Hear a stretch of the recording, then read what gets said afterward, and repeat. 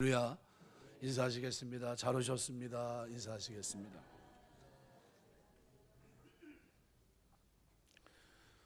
예수님의 마지막 순회 전도를 기록하고 있는 누가복음 17장에서 19장까지의 기록을 보시면 예수님께서 예루살렘을 향해 가고 계심을 알 수 있습니다.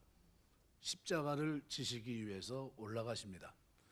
올라가시는 중에 있었던 사건을 누가복음 18장이 다루고 있는데, 부자 관원과의 얘기를 다루고 있고, 그 다음에 소경과의 만남과 그리고 오늘 본문에 기록되어 있는 삭개오와의 만남을 기록하고 있습니다.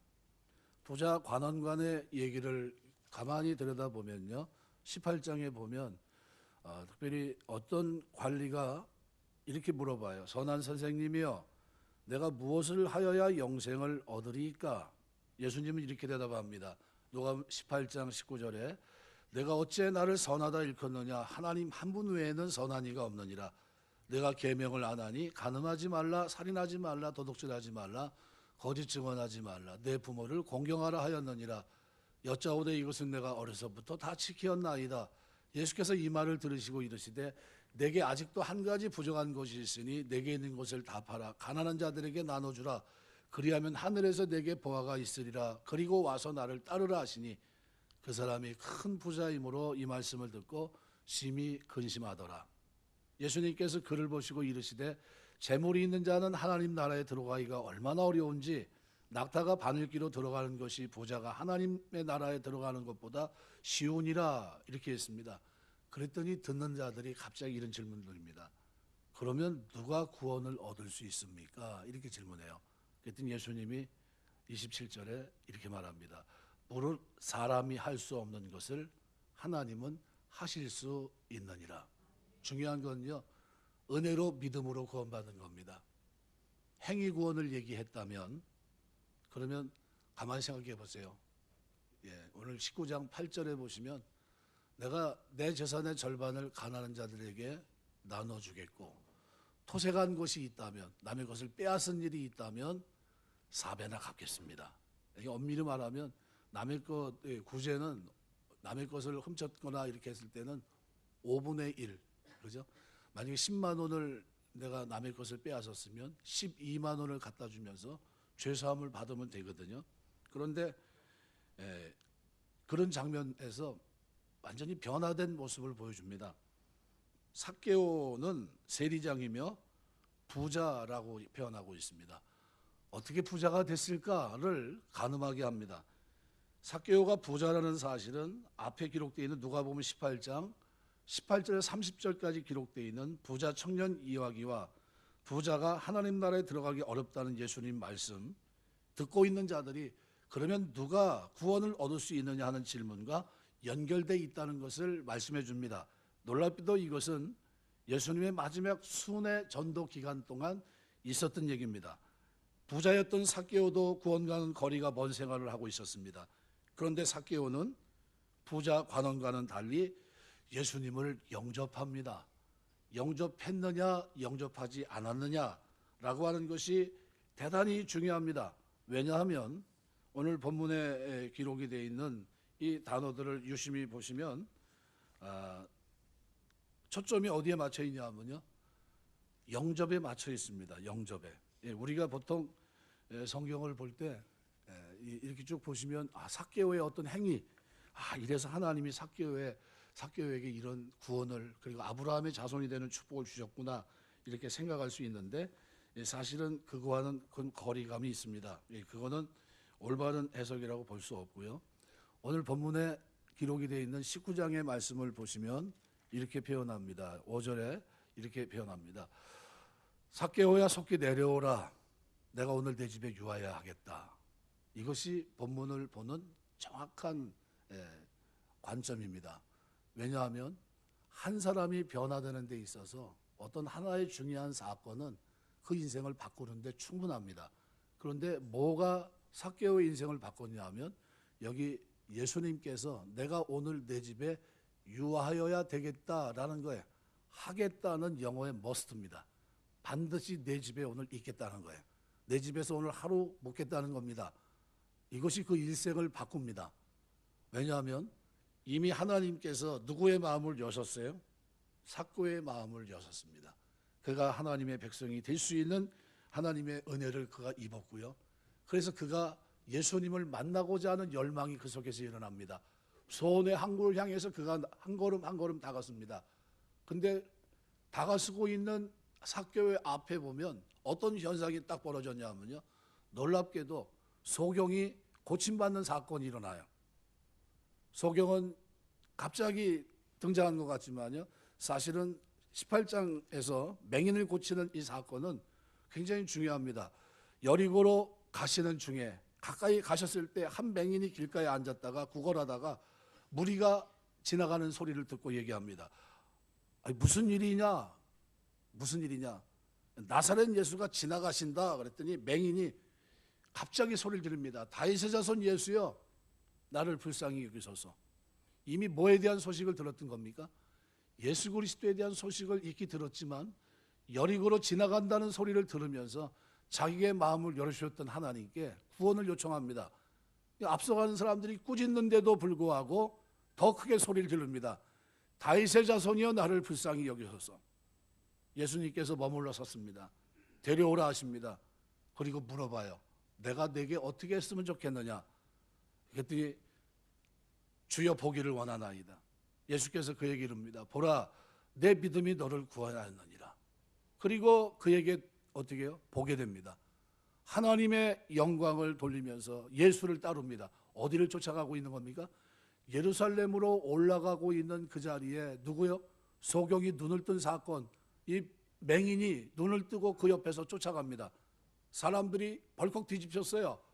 큰일이 난 겁니다. 큰 사건이죠.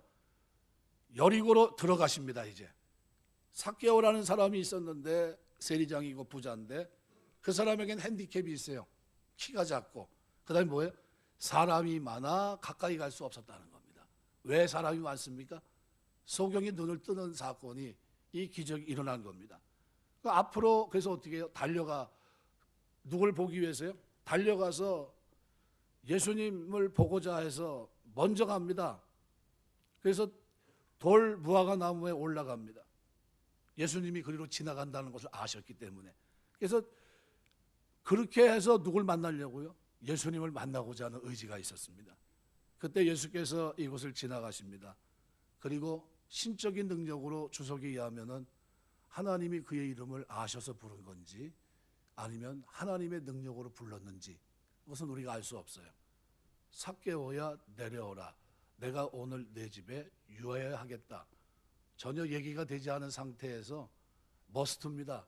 반드시 내가 이 일을 하겠다는 거예요. 오늘 가는 길을 멈추고 예루살렘으로 올라가는 길을 멈추고 내가 오늘 내 집에 하루 묵겠다는 겁니다. 깜짝 놀래요. 누가 놀랬습니까? 삭개오가. 그런데 삭개오가 놀라면서 그가 하는 행동을 6절은 이렇게 표현합니다. 급히 내려와 즐거워하며 영접하거늘. 이 영접한다는 이 단어가 의미가 있는 단어라고 생각이 됩니다. 왜냐하면 여기에 쓰인 이 단어가 나중에 뭐와 관계되어 있냐면요, 누가복음 4장 19절과 연관이 되어 있습니다. 여기 보면 주의 은혜해를 전파하게 하려 하심이라. 저기 은혜해라고 이렇게 표현하고 있는데요, 바로 저 단어와 관계되어 있는 단어입니다. 그러니까 지금 오늘 누가복음의 4장에 기록되어 있는 이 메시지는 뭐와 또 관계되어 있냐면요, 우리가 읽은 6절의 영접과 관계되어 있는데, 보통 우리가 영접을 얘기할 때는 누구와 관계되어 있습니까? 영접하는 자 곧 그 이름을 믿는 자들에게 하나님의 자녀가 되는 권세를 주셨다 얘기했는데요, 이 보통 엘라본이라는 단어를 썼습니다. 람바노라는 단어의 부정과거입니다. 이거는 예수를 영접하는 그 시점에 하나님의 자녀가 되는 사건을 발생하는 이거를 표현하고 있거든요. 엘라본이라는 단어를 썼는데 영어로 보면 리시브란 단어입니다. 그런데 놀랍게도 오늘 본문의 6절에 기록되어 있는 영접이란 단어는 휘페텍사오란 단어입니다. 그래서 누가복음 4장 19절에 쓰였던 은혜라는 단어가 텍토스란 단어인데 똑같은 단어예요. 똑같은 단어. 무슨 말이냐면 은혜해를 얘기한 거예요. 은혜해. 은혜가 뭐냐는 거예요. 은혜. 여기서 성경은 예수님의 사역을 시작할 때 공생의 사역을 뭐와 연관지어서 얘기했냐면요, 신년을 선포하는 것으로 말씀했습니다. 신년. 그러니까 히브리인들은 50년마다 신년을 지켰는데, 신년이 바로 해방과 자유를 가져다주는 은혜해였습니다. 이때는 땅을 경작하는 것을 중단하고 모든 빚을 탕감하고 노예들을 해방하는 특별한 은혜해였습니다. 메시아로 오신 그리스도의 공생애를 통해 신년, 구원의 해 또는 은혜의 해가 선포되고 있다는 것을 시작하면서 사역 시기에 4장 19절을 통해 말씀했던 겁니다. 그리고 그 은혜의 해를 선포하면서 달려왔고, 이제는 거의 끝나는 마지막 순회전도 마지막 시점에 삭개오라고 하는 사람이 영접하고 있어요. 영접이란 단어가 바로 은혜를 말합니다. 은혜. 똑같은 단어를 통해서 설명하고 있는 겁니다. 그러면 여기 오늘 본문에서 우리에게 얘기하는 게 뭘까요? 우리의 구원이 하나님의 은혜라는 거예요. 우리의 마음을 열어서 어떻게 해요? 받아들일 수 있는 마음을 주신 게 하나님의 은혜라는 겁니다. 가만히 생각해 보세요. 삭개오를 강팍함으로 강도로 따지자면 어느 정도일까요? 세리장인데요. 세리장이라고 얘기해가지고 그다지 이 사람이면 얼마만큼 대단한 사람인지 우리가 좀 이해할 수가 없어요. 왜냐하면 이 사람이 자기가 나중에 회개하고 영접하고 난 후에 예수님 앞에 자기의 고백을 하거든요. 그래서 8절을 보면 이렇게 표현합니다. 삭개오가 서서 주께 여짜오되 주여 보시옵소서, 내 소유의 절반을 가난한 자들에게 주겠사오며 만일 누구의 것을 속여 빼앗은 이란 이 단어는 전의 성경은 토색이라고 되어 있습니다. 토색. 속여 빼앗았다. 이거 이 시코펜타오라는 단어인데요. 이거는 원어의 뜻은 이런 겁니다. 무화과를 보여주다. 이게 무슨 얘기인가? 무화과를 보여준 게 뭐하고 의미가 있나? 이 시코판타이라고 하는 이렇게 불리는 사람들이 있는데, 여러분 쉽게 이해하려면 파파라치라고 보시면 돼요. 파파라치. 우리가 언제 한 몇 년 전인가 차 위반하는 거를 사진을 딱 찍어서 관공서에 신고하면 한 건당 얼마씩 받는 일이 있었어요. 그래가지고 어떤 사람은 카메라를 구입해가지고 가가지고 은밀한 곳에 숨어서 사진을 찍어서 신고하면서 어떻게 그걸 직업으로 삼았어요. 그 사람이 어디 있나 이렇게 봐야 돼요. 차 운전하면서도 부담스러운 겁니다. 근데 그 사람들은 같은 우리 국민들이 볼 때 어떻습니까? 직업이 좋은 겁니까? 나쁜 겁니까? 여러분 대답해 보세요. 좋다고요? 잘못하면 맞아 죽어요. 잘못하면 이놈 자식이 이게 여기 숨어가지고 이게 뭐 하는 짓이냐고. 그리고 만약에 내 동생이나 내 자식이 그걸 하고 있으면 어떻게 할까요? 말려야죠. 야, 이게 너 복음 전하는 건 고사하고 이게 뭐 하는 짓이냐 그러고 말릴 겁니다. 이 무화과 나무와 연관된 건데요. 뭐냐면요, 불법적으로 무화과를 밀수출하는 사람들을 찾아내고 밀고 하는 일을 합니다. 이게 뭐냐면 시코판타이라는 단어인데요. 오늘 본문이 바로 그겁니다. 그러니까 적발된 사람들을 고발하지 않겠다는 조건으로 우리 젊은 아이들이 그러잖아요. 삥 뜯는다 그러잖아요. 야, 저거 뭐 좀 돈 좀 걷어야 되지 않아?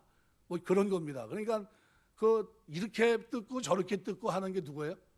오늘 본문에 기록되어 있는 토색이란 단어예요. 토색. 그러니까 지금 어떻게 살아왔을까요? 예, 삥 뜯어서 살아온 겁니다. 예, 쉽게 말하면 그런 거예요. 그러니까 이득을 바라고 밀고 하는 악독 고발, 이걸 했던 거예요. 누가요? 세리장이. 그러면 백성들의 지지가 있습니까? 없습니까? 이 동사형이 시코판테오라는 단어인데 약점을 이용해 불법으로 돈을 강탈했다는 거예요. 이 일을 누가 그렇게 하면서 살았대요? 삭개오가. 이름은 깨끗한 자인데 사는 건 더러운 자입니다.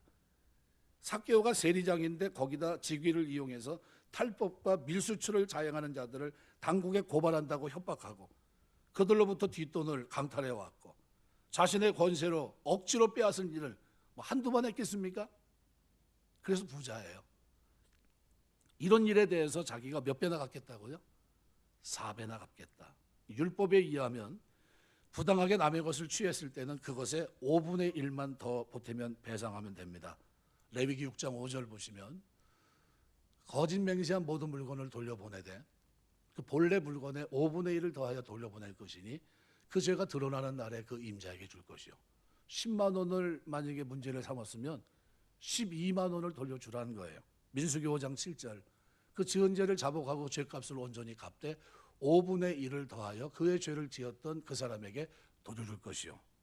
그런데도 불구하고 삭개오는 양을 훔쳐잡거나 팔았을 경우 배상하는 율법, 출애굽기 22장 1절 보시면 사람이 소나 양을 도둑질하여 잡거나 팔면 소 한 마리에 소 5마리로 갚고 양 한 마리에 양 4마리로 갚을지니라.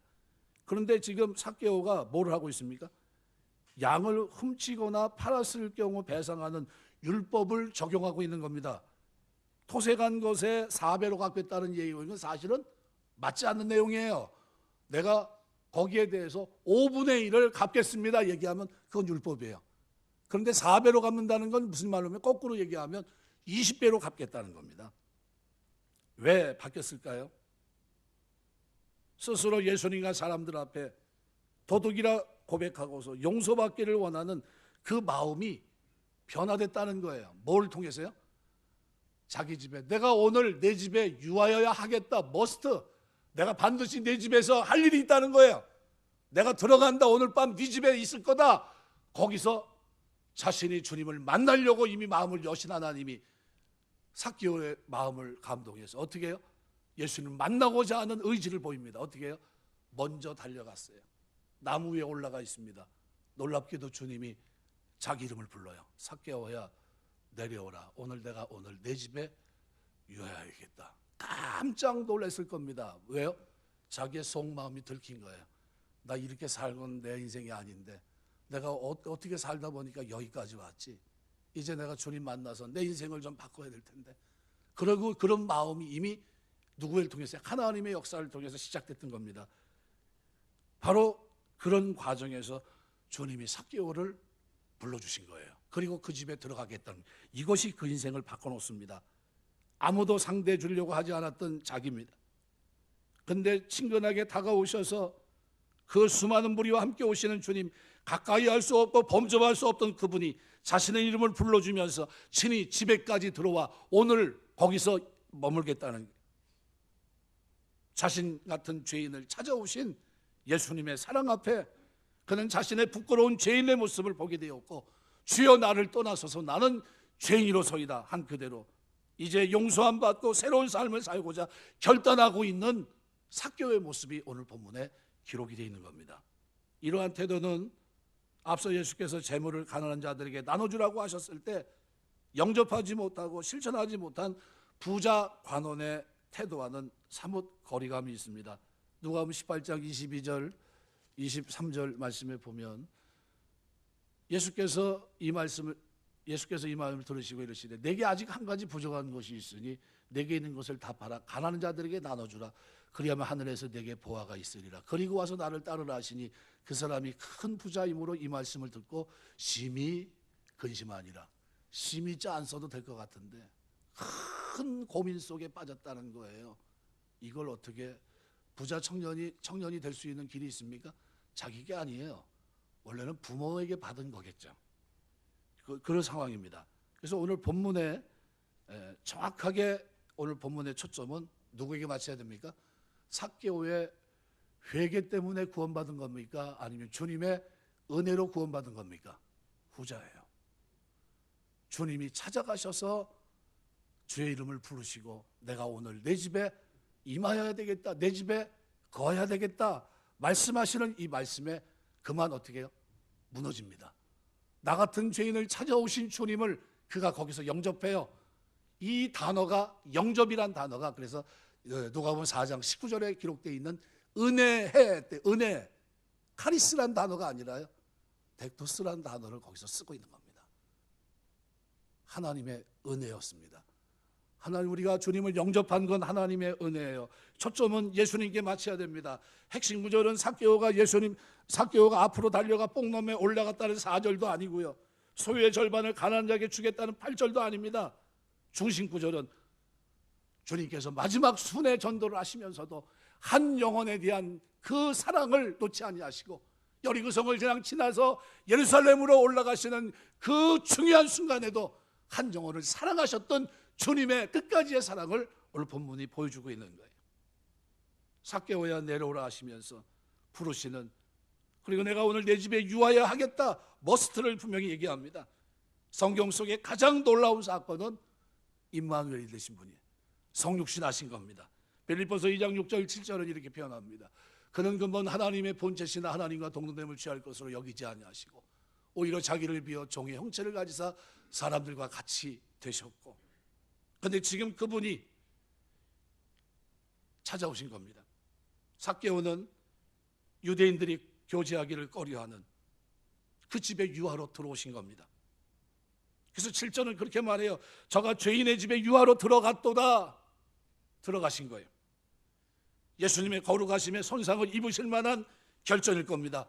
유대인들은 그를 비난할 거예요. 어떻게 죄인의 집에 들어가지? 저는 세리장인데, 저는 누구나 다 밀고 하면서 쉽게 말하면 삥 뜯은 사람인데 어떻게 저기 들어가지? 거룩하신 주님은 거기에 대한 답변을 가지고 계셨어요. 10절입니다. 인자가 온 것은 잃어버린 자를 찾아 구원하려 합니다. 잃어버린 그 삭개오를 찾기 위해서 들어가셨던 거예요. 그를 가만히 지나갈 수 없기 때문에, 내가 반드시 찾아야 될 하나님의 자녀이기 때문에, 그래서 그를 찾아가셔서 이름을 부르시고 그 집에 유하셨던 겁니다. 잃어버린 자를 찾아 구원하시는 것이 어떤 방법으로 어떻게 해서 가능해집니까? 오늘 본문에 대한 문맥을 가만히 들여다보시면요, 누가복음 18장 31절 이렇게 표현합니다. 예수께서 12제자를 데리시고 이르시되 보라, 우리가 예루살렘으로 올라가노니 선자들을 통하여 기록된 모든 것이 인자에게 응하리라. 뭐 해야 됩니까? 예루살렘에서 이제 십자가에서 피 흘려 죽으셔야 됩니다. 예루살렘에 올라가는 이유가 뭡니까? 우리의 죄를 위해 십자가에서 죽는 거예요. 누가복음 19장 1절은 예수께서 여리고로 들어 지나가시더라. 예루살렘을 가는 중 여리고를 지나갑니다. 여리고 가까이 가서 누굴 고치고요? 맹인을 고치셨고 큰 무리와 함께 여리고로 들어가십니다. 19장 11절은 이렇게 표현합니다.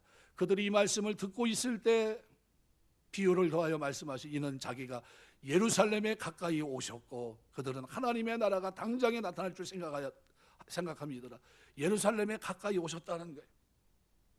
또 19장 28절에 보면 예수께서 이 말씀을 하시고 예루살렘을 향해 앞서서 가시니라. 지금 예수님께서는 삭개오와 우리 모두의 죄를 담당하기 위해서 예루살렘으로 올라가는 중에 있습니다.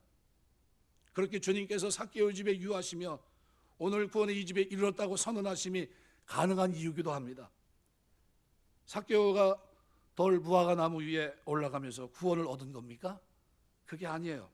소유의 절반을 가난한 자들에게 주었기 때문에 그에게 구원이 선포된 겁니까? 그것도 아닙니다. 예수님께서 여리고로 찾아가서 그의 이름을 부르시고 내가 오늘 내 집에 유하여 하겠다 하시면서 변화가 일어난 겁니다. 예수님께서 부르시고 주권적으로 움직이셨어요. 그때 삭개오가 취한 태도가 뭡니까? 즐거워하며 영접했다는 거예요. 오늘 우리가 하나님의 자녀가 되는 데 있어서 이 영접했다고 하는 것이 얼마나 큰 축복인지 알 수가 없어요. 예수님께서 삭개오 집에 유하로 들어가시니까 뭐가 일어납니까? 변화의 역사가 일어나기 시작합니다. 회개까지도 하나님 주시는 선물이라는 사실을 여러분 잊지 마셔야 돼요. 사람이요 변하지 않습니다. 이렇게 한 사람의 일생을 살아가면서 부자가 될 때까지 이렇게 세리장으로 살았던 이 사람의 삶이 어느 한순간 싹 바뀔 수 있을까요? 하루아침에 전혀 다른 사람이 될 수 있을까요? 이것은 그 변화의 이면에는 뭐가 있었다는 겁니까? 하나님과의 만남이 있었다는 거예요. 예수님과의 만남이 그 인생을 바꿔놨다는 겁니다. 사도행전 11장 18절 보니까 저희가 이 말씀을 듣고 잠잠하여 하나님께 영광을 돌려 이르되 그러면 하나님께서 이방인에게도 생명 얻는 회개를 주셨도다 하니라. 이방인에게 생명 얻는 회개를 누가 주셨다고요? 하나님이. 그러니까 복음이 증거됩니다. 사도행전 11장 18절 보면 이렇게 표현합니다. 저희가 이 말을 듣고 잠잠하여 하나님께 영광을 돌려 가로되 하나님께서 이방인에게 생명 얻는 회개를 주셨다고 이렇게 얘기한 후에 18장 9절 10절에 보면 이 성중에 내 백성이 많음이라 말씀합니다.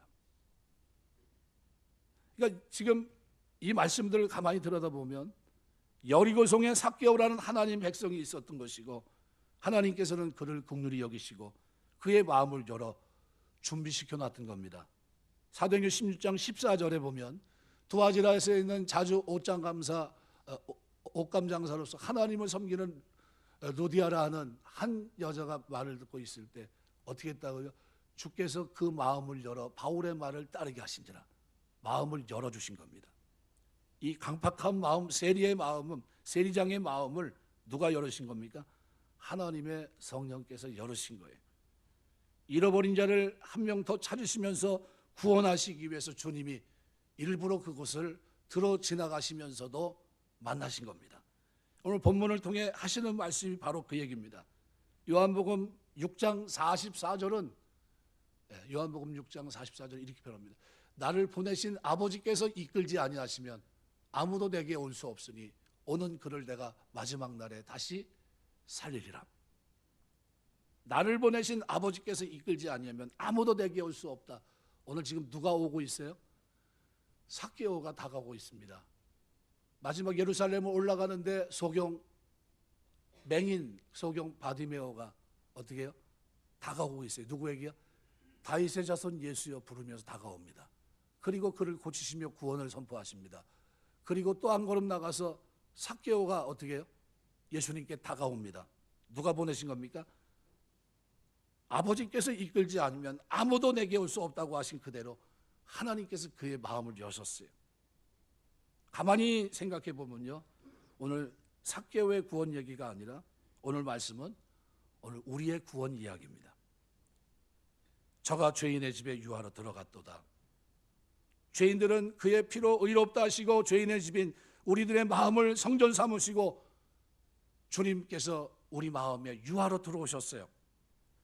주님을 영접한 삭개오는 어떻게 변화됐을까요? 어떠한 삶을 살았을까요? 예루살렘으로 올라갈 때 삭개오는 자기 재산의 절반을 정리했을 겁니다. 가난한 자들에게 나눠줬을 것이고요. 토색한 것, 자기가 삥 뜯었던 모든 것들을 다 어떻게 했을까요? 갚아주려고 했을 겁니다. 몇 배나요? 20배나. 그렇게 했기 때문에 구원받은 겁니까? 아니요. 구원받았기 때문에 회개에 합당한 열매를 맺고 있었던 겁니다. 하나님이 주시는 마음은요, 포기하지 않는 마음이에요. 선한 마음. 오늘 3절에 보면 이렇게 표현합니다. 그가 예수께서 어떠한 사람인가 하여 보고자 하되, 이 마음을 누가 주신 겁니까? 하나님께서. 나를 사랑하는 자들이 나의 사랑을 위하여 나를 간절히 찾는 자가 나를 만날 것이다. 잠언 8장 12절 말씀대로 삭개오는 주님을 보려고 애쓰는 장면을 3절 4절에서 보여줍니다. 이미 그리스도께서 세리들을 사랑으로 대해주신다는 소문을 들었을 것이고 세리인 마태를 제자로 삼았다는 소문도 들었을 겁니다. 그는 자신도 불의한 길로 가는 삶을 이제는 정리하고 주님을 만나 뵙고 회개하려는 마음은 있었을 겁니다. 그런데 기회가 없었어요. 근데 마침 예수님이 여리고로 들어 지나가신다는 거예요. 자기 삶의 터전의 마지막 예루살렘의 마지막 전도 여행의 한 부분에서 주님께서 여리고로 지나가십니다. 그때 그 마음에 놀랍게도 흔들림이 있어요. 빌립보 2장 13절 말씀대로 너희 안에 행하시는 일 하나님이시니 자기의 기쁘신 뜻을 위해 너희에게 소원을 두고 행하게 하시니. 어떤 소원이요? 내가 이번에 주님 만나야 될 텐데, 내가 이번에 주님 꼭 만나야 될 텐데. 하나님은 성령의 감화로 삭개의 마음에 주님을 뵙기를 열망하는 의지를 심어주셨어요. 삭개오는 그 열망을 따라서 움직입니다. 이번에 주님 만나야 되는데 나는 왜 이렇게 키가 작지? 주님 만나야 되는데 사람들은 왜 이렇게 많지? 그러면서 그 열망을 꺾지 않았어요. 포기하지 않았습니다. 만일 그것이 그냥 단순한 생각이었다면 아마 포기해도 상관이 없어요. 그런데 이 열망은 누구로부터 시작된 겁니까? 하나님의 부르심부터요. 하나님의 뜻인 줄 알고 순종하면서 움직이기 시작합니다. 여러분, 우리가 신앙생활하면서 여러분 마음에 선한 열망이 일어날 때 꺾지 않게 되시길 주의 이름으로 축원합니다. 기도하고 싶은 열망이 일어나면 기도하셔야 돼요. 회개 열망이 일어나면 하나님의 성령이 역사하신 거예요. 이 회개의 마음은요, 아무도 자기 멋대로 할 수 없어요. 그때 감동을 잊어버리면 안 됩니다. 예배드리고 싶은 열망, 선한 일을 하고 싶은 열망, 모두가 하나님께서 우리에게 주신 선하고 복된 열망들입니다. 시편 107편 30절 보면 여호와께서 그들이 바라는 항구로, 소원의 항구로 인도하시는도다 그랬어요. 선한 열망을 외면한다면 그것이 곧 성령님을 근심시키는 일이고 하나님의 뜻에 불순종하는 그런 사실이 된다는 사실을 유념하셔야 됩니다. 오늘 본문의 8절에 삭개오는 주님 앞에 회개 결단을 내립니다.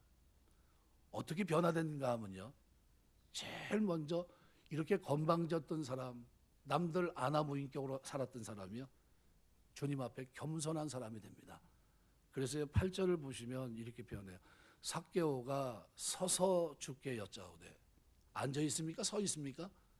서서. 그러면 자기 자리는 누가 앉았습니까? 주님이 앉으셨겠죠. 주님을 모시고 자기는 서서 주님을 섬기고 있습니다. 세리장으로 늘 명령하며 백성에 군림했던 그가 종의 자세를 취하고 주님을 섬기는 겸손한 자로 지금 변화됐어요. 뭐하고 난 후에요?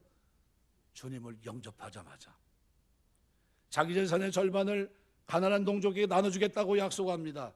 당시 랍비들이 가르친 가난한 자들에 대한 적당한 구제 비용은 소유나 소득의 20%예요. 소유나 소득의 20%. 근데 삭개오는 재산의 절반을 구제하는데 쓰겠다는 파격적인 결단을 합니다. 그동안 삭개오는 자기 이웃들에게 어떤 사람이었습니까? 이웃을 갈취의 대상으로 생각했어요. 다 돈이죠. 저거 다 나의 돈들이라고. 그런데 이제는 이웃을 어떻게 생각합니까? 내 몸처럼 사랑하는 사람으로 변화됐던 겁니다. 불이하게 세금을 책정하고 안 좋은 일로 계속해서 돈을 갈취하던 그가 4배로 갚겠다고 약속합니다. 율법에는 도둑질한 양을 잡거나 팔았을 경우 4배로 갚도록 규정되어 있는데, 그런데 삭개오는 4배로 갚겠다는 거예요. 불의한 세리장에서 의로운 주님의 제자로 변화됐습니다. 사랑 없던 사람이 사랑하는 사람이 됐어요. 뭐가 이 사람의 행동을 이렇게 변화시켰습니까? 주님을 영접한 그 사건이, 주님이 찾아오셔서 이름을 부르시고 내가 오늘 내 집에 유하여야 하겠다, 머스트, 이 사건이 그 인생을 바꿔놨어요. 아무도 내 집에 온 사람이 한 번도 없는데 영광의 주님이 오늘 내 집에 들어오셨다는 거예요. 나의 이름을 부르셨다는 겁니다. 그리고 그렇게 만나고 싶었던 열망을 가졌던 자기의 소원이 이루어졌어요. 그리고 자기의 속마음을, 주님, 나는 실제는 깨끗하게 살려고 했던 사람입니다.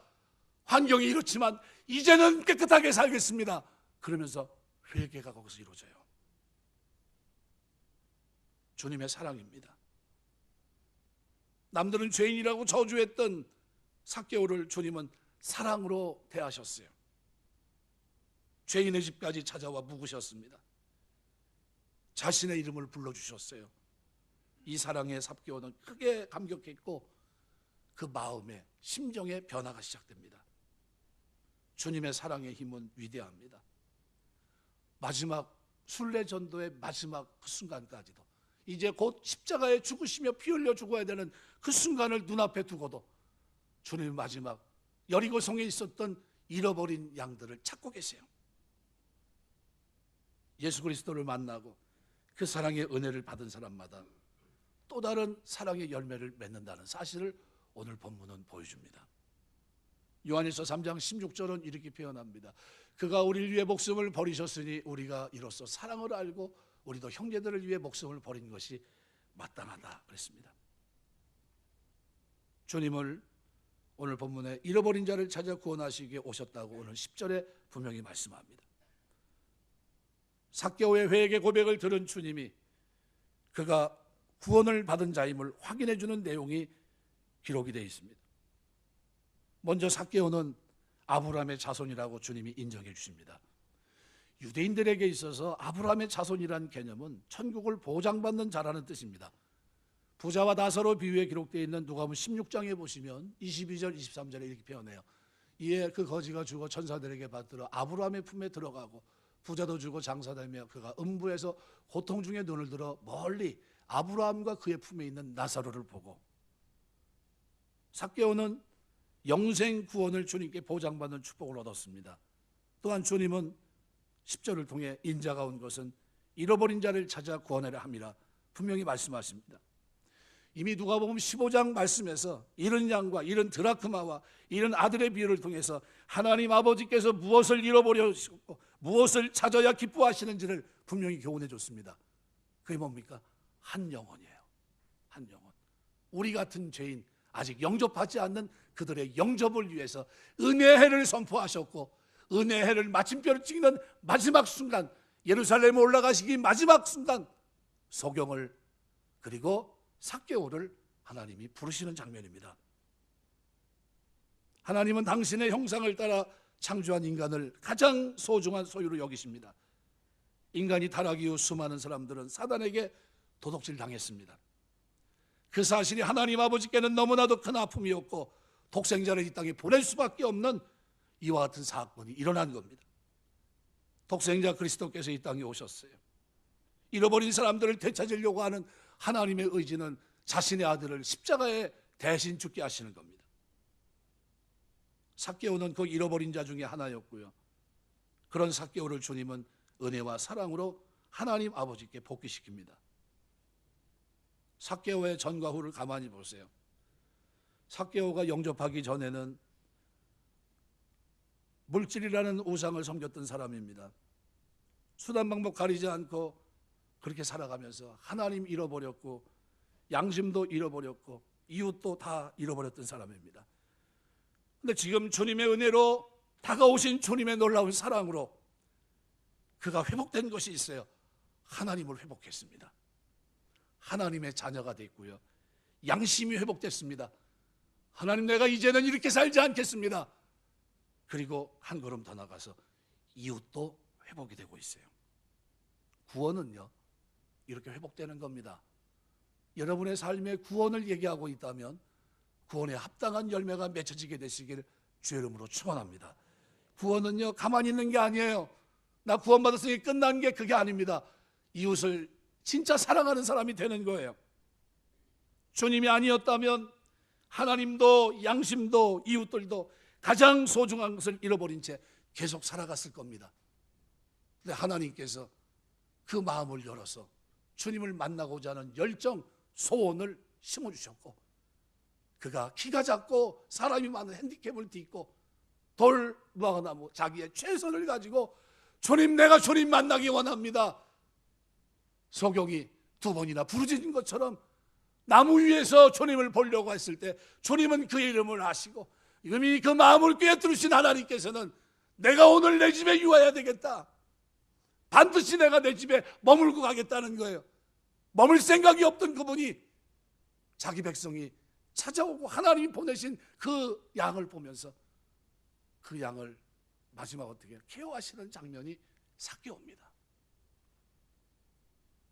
그러므로 오늘 우리는 이 본문을 대하면서 전도를 통해 주님이 이 땅에서 마지막까지 최선을 다했다는 이 사실을 계승하셔야 됩니다. 전도는 해도 되고 안 해도 되고가 아니에요. 이건 주님이 이 땅에서 사역을 시작할 때 은혜의 해를 선포하셨고요. 그리고 십자가 지시기 전에 은혜의 해 마지막 그 은혜 영접을 오늘 본문이 다루고 있는 겁니다. 잃어버린 영혼을 하나님께 되찾아드리고 이웃사랑으로 사람들의 잃어버려 있었던 양심과 진리와 하나님을 되찾아주는 이 일, 이것이 바로 오늘 우리에게 주어진 놀라운 은혜요 축복인 줄 믿습니다.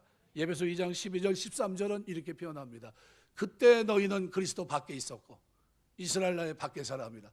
약속의 언약들에 대해서는 외인이요 세상에서 소망이 없고 하나님도 없는 자이더니 이제는 전에 멀리 있던 너희가 그리스도 예수 안에서 그리스도의 피로 가까워졌느니라. 예수님 때문에 하나님과 가까워졌고요, 하나님의 자녀가 되는 권세를 얻었고요, 이 영접으로 말미암아 선한 양심이 시작됐고요, 이 영접 때문에 이웃을 사랑하며 살게 된 겁니다. 이것이 구원의 열매예요. 살아가면서 여러분 마음을 넓히고 사시길 주의 이름으로 축원합니다. 예수 믿고 가장 불행한 사람이 누구냐면요, 손을 꽉 움켜쥐고 있는 사람이에요. 나는 내가 버는 거 내가 먹고 내가 살 거야. 도움 줄 것도 없어. 나 혼자 먹고 살면 돼. 이렇게 생각하는 사람이에요. 여러분, 주는 자가 받는 자보다 복이 있는 줄 믿습니다. 하나님이 주신 은혜는요, 손을 펴게끔 돼 있어요. 주님은 여리고성에 살고 있던 세리장 부자였던 삭개오를 회개시키고 그를 구원하십니다. 그도 아브라함의 자손이라고 선언합니다. 삭개오는 불의한 재물 위에 모든 것을 잃어버렸던 사람입니다. 주님을 만남으로 그는 하나님의 은혜로 하나님을 다시 섬기게 됐고 깨끗한 양심을 되찾았고 이웃도 되찾았어요. 그렇다면 여러분이 주님을 영접함으로 여러분은 뭘 되찾았습니까? 말씀 맺겠습니다. 하나님을 되찾고 양심도 되찾고 이웃도 되찾게 되시길 주의 이름으로 축원합니다. 이게 하나님의 백성이에요. 이렇게 살기 때문에 구원받았다는 게 아니에요. 주님의 영접으로 우리의 마음을 열어 주님을 받아들임으로 리시브함으로 우리 인생이 은혜로 복된 소식을 전해 들음으로 하나님의 자녀가 되고 이제는 더 이상 미워하는 이웃이 아니라 사랑하며 실천할 수 있는 이웃으로 이 땅을 살게 됐다는 거예요. 그 양심이 드디어 우리에게 시작됐다는 겁니다. 이게 구원받은 하나님의 자녀들의 모습이에요. 한번 옆에 사람을 이렇게 쳐다보세요. 이 사람들이 다 구원받은 사람들입니다. 냉철하게 쳐다보지 마시고 자상하게 사랑을 나눠야 될 사람들이고요. 여기서 하나가 돼서 이웃을 향해서 세상에 있는 사람들을 향해서 사랑을 실천해야 됩니다. 그렇게 살기 때문에 구원받는 겁니까? 아니요. 이미 주님이 이 땅에 오신 복음을 통해 영접했고 하나님의 자녀가 되게 이 길을 하나님께서 우리의 마음을 열어 교회로 향하게 하셨어요. 요즘 놀라운 일이 자꾸 일어나요. 어떤 일이 일어나면 평생 한 40년 가까이 자기 혼자 예수 안 믿고요. 믿었대요. 어렸을 때. 그러다가 돌아오신 분이 있어요. 이제 교회 다니고 예수 믿고 천국 가야 될 거다 생각이 돼서 이제 교회 나옵니다 하고 일부 예배인가 꼭 오셔요. 몇 번 오셨어요. 그래서 이제는 꼭 예수 믿고 바깥으로 나가지 마세요. 제가 그렇게 얘기했어요. 자기 아들들하고 다 시집 보내고 장가 보내고 다 해서 이제 자기는 이제 할 일 다 했다고 그러더라고요. 그래서 저는 속으로 그게 할 일 다 한 게 아닌데 다 예수 믿고요. 이제부터 이제 눈물 콧물 다 쏟아내야 하고 애통하는 자가 복이 있어야 되는 삶의 구조로 가야 되는데 지금 뭘 지금 제대로 모르고 있냐면요. 하나님의 은혜가 얼마나 큰지를 아직 몰라요. 그러면 어떻게 해요? 나 같은 죄인도 구원하신 그 하나님 은혜 때문에 새로운 인생을 살 수밖에 없어요. 살아가면서 우리에게 주어진 시간 속에서요. 주님이 마지막까지 이 일을 하셨다는 사실을 잊지 마세요. 순회 전도의 마지막 끝자락에서도 인자가 온 것은 잃어버린 자를 구원하려 함이라. 분명한 목적과 의식을 가지고 이 땅을 살아가시고 죄인들의 집에 유하로 들어가셨던 겁니다. 이것이 구원을 선포하게 됐고요. 여기에 놀라운 회개 역사가 있었던 겁니다. 우리의 삶에도 이런 변화의 역사가 저와 여러분의 복음 안에서의 변화의 역사가 있게 되시기를 주의 이름으로 축원합니다. 기도하겠습니다.